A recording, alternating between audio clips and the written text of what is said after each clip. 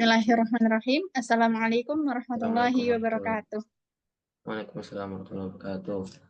Perkenalkan, saya Tifa Limana Naziha bersama rekan saya Abdul Halim, juga Iya, rekan saya yang satu lagi yang saat ini sedang berhalangan untuk hadir, yaitu Anggia Nur Ramadhani.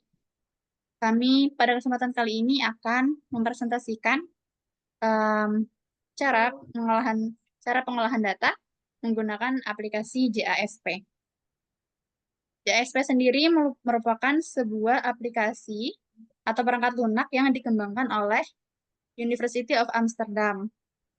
JSP ini memiliki berbagai fitur pengolahan data seperti analisis deskriptif, regresi, uji T, ANOVA, dan lain sebagainya.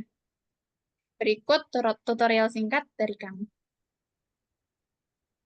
baiklah. Saya akan melanjuti bagaimana tutorial menggunakan aplikasi JASP. Pertama, sebelum kita memasuki data, kita harus cari data terlebih dahulu di Google ya.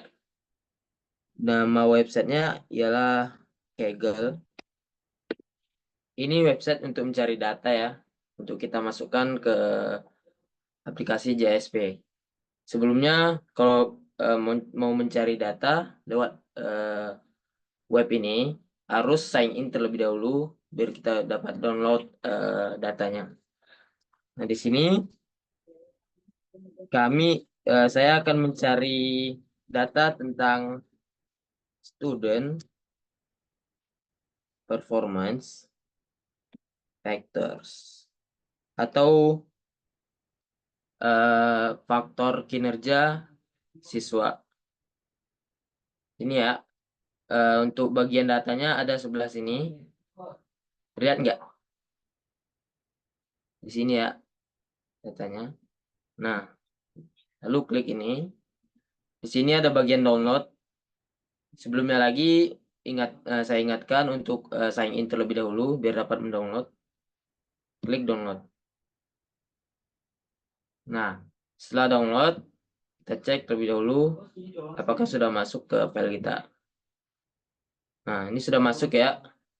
Nah, selanjutnya setelah kita download, kita masuk ke aplikasi JASP-nya. Nah, setelah itu kita klik new data. Baru setelah itu kita di pojok kiri atas ada garis 3 di sini. Lalu klik open. Di sini ada opsi komputer dan masukin file yang sudah kita download tadi melalui web Kaggle tadi ya. Bentar.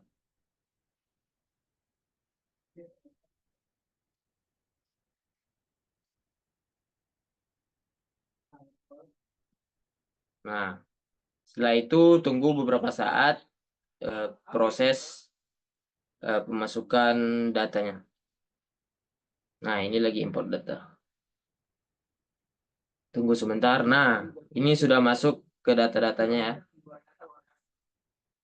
Nah, setelah itu untuk menganalisis di bagian atas nih di samping edit data ada tulisan deskriptif. Di sini klik deskriptif statistik. Jadi di sini saya ingin memasuki variabel yaitu sleep hours. Klik bagian ini sleep hours. Lalu ada motivation level dan terakhir saya ingin masuki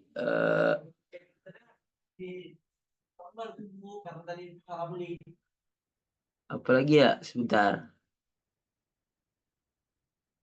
Our study, our study Our steady kan sih?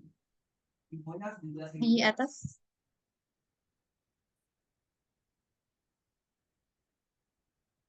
Atau cukup aja ya 2 ya? Boleh, dua dulu. Nah, Update-nya. untuk splitnya kita masukin physical activity.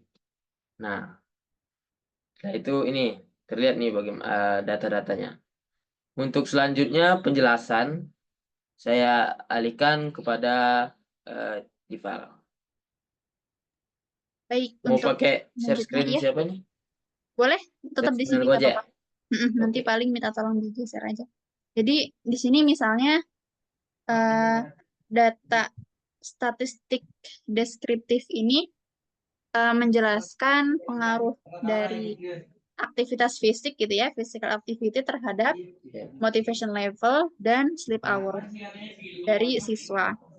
Sini misalnya ada sleep hours di di kolom yang pertama ini sleep hours terbagi menjadi 7 ya, dengan 0 yang termasuk jadi 0, 1, 2, 3, 4, 5, 6.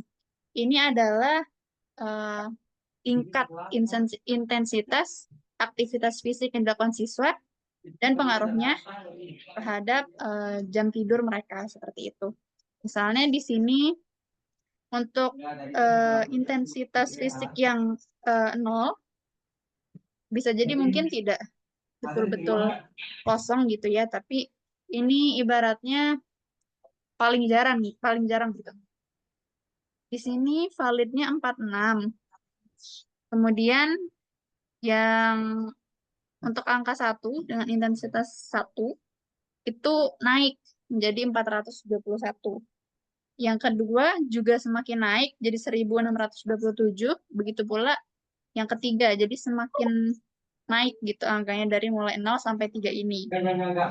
Puncaknya di 3 sampai 2545, tapi kemudian di intensitas yang 4 ini sleep hours-nya itu mulai turun jadi 1575 dan begitu seterusnya. Jadi asumsi kami di sini eh, aktivitas fisik ini mengaruhi jam tidur siswa. Jika siswa di sini yang memiliki intensitas 0, intensitas fisik dalam artian jarang, jarang sekali, itu eh, jam tidur mereka mungkin lebih sedikit karena sudah bawaannya em, kurang aktivitas fisik itu membuat mereka juga mungkin istilahnya mageran gitu ya. Nah, semakin meningkat aktivitas fisiknya, itu juga membuat gaya hidup mereka tuh lebih sehat karena jam tidur mereka lebih teratur seperti itu. Nah, namun aktivitas fisik yang terlalu menguras tenaga seperti itu mungkin ya, membuat mereka jadi eh, berkurang gitu jam tidurnya. Di sini juga ada missing, yang 0 ini artinya semua data tidak ada yang kosong. Kemudian mean di sini artinya rata-rata dari data yang ada. Kemudian ada standar deviasi, minimum nilai atau data, dan maksimumnya juga. Sama juga dengan yang motivation level, kurang lebih ya. Dan aktivitas fisik yang sedikit, motivasi mereka juga cenderung rendah. Dan semakin tinggi, puncaknya juga lagi-lagi di 3, di angka 3, itu mereka motivasinya baik. Namun mungkin seiring banyaknya aktivitas fisik yang terlalu menguras tenaga, jadi mereka juga semakin turun. Seperti itu. Mungkin itu yang bisa kami sampaikan. Sekian dari kami. Wassalamualaikum warahmatullahi wabarakatuh. Waalaikumsalam warahmatullahi wabarakatuh.